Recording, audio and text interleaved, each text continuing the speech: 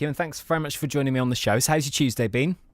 Yeah, it's been lovely. I've been down at the Venture in White City painting a mural.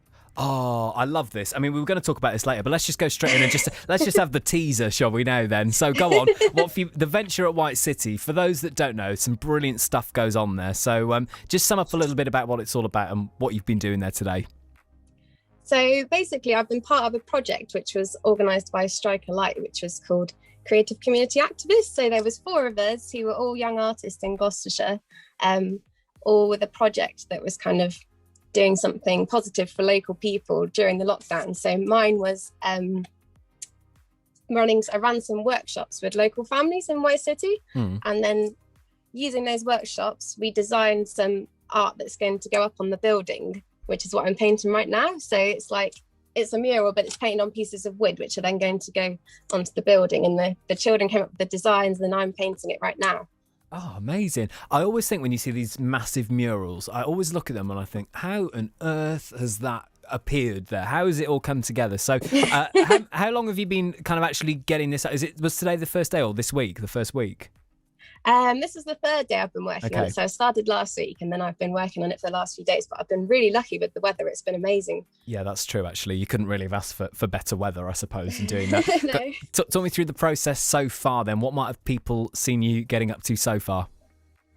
So the first step was it's being cut on marine ply, so it would be nice and waterproof and last a long time. So I had to draw the designs onto that, and then I got some people at the Redwell Centre are really amazing as well. They cut them out for me. So they're kind of like cut out shapes that are really big. And then I've been spray painting and painting them by hand today and last week as well.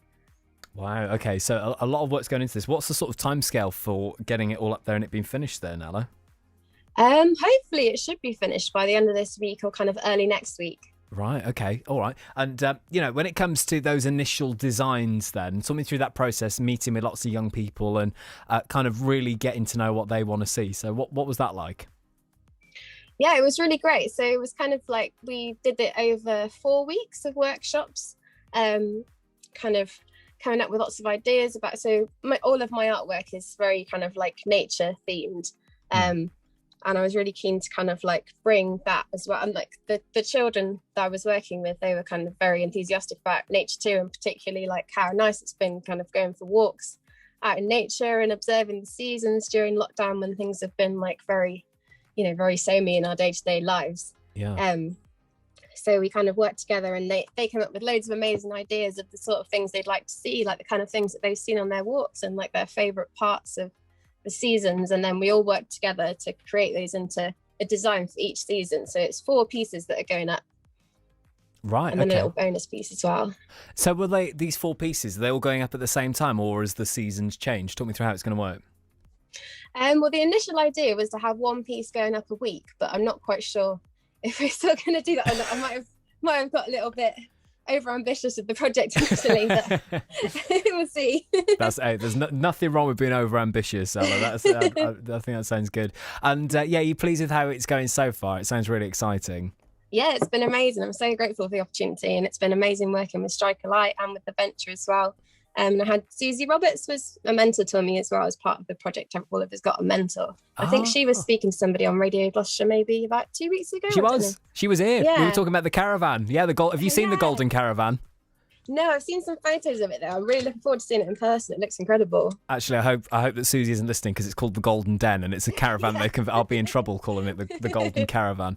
Okay, well that's really cool. So I would like to talk a bit about this actually, because you've mentioned some of the other young artists from across the county as well, sort of coming together to do these different projects. Talk me through you as an artist then, because I know this has been a bit of a journey for you, Ella.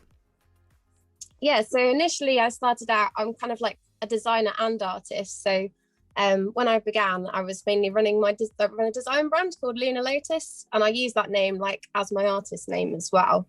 And I started that back in 2016, and I was working out of a corner of my bedroom, and I've been doing that for about 5 years. And then last year it kind of definitely outgrown the space by then. But obviously with lockdown, it made it very difficult to and everything that happened, it made it very difficult to get out. But now I've just moved into Jolt in Gloucester, which is a new art support centre. It's got artist studios, and it's also like an arts business support centre. So it's the aim of it is to support people who want to make a living doing something creative and keeping creatives in Gloucester, rather than like the kind of stereotypical thing of like people feeling that they need to leave their small town to go to Bristol or London to kind of achieve anything creatively. If they want to kind of have bigger dreams, I suppose, for it. So the idea is to really kind of nurture the scene in Gloucester, and create something really special here and keep people doing cool stuff here. Yeah.